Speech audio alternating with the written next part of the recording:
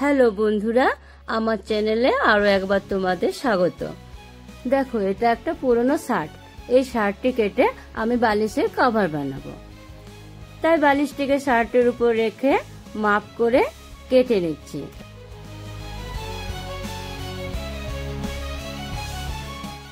এরপর 1 ইঞ্চি বাদ দিয়ে 4 পাশ সেলাই করে নেব।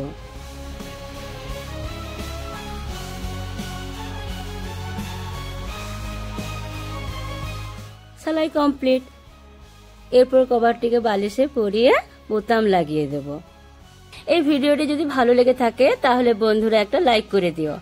চাইলে বন্ধুদের শেয়ার করে দিও, যাতে তারা পুরনো জিনিস থেকে নতুন জিনিস তৈরি করতে পারে। পরবর্তীতে এরকম আরো ভিডিও নিয়ে তোমাদের কাছে উপস্থিত হব। যারা এখনো চ্যানেলটিকে সাবস্ক্রাইব করনি তারা সাবস্ক্রাইব করে দিও। Thank you.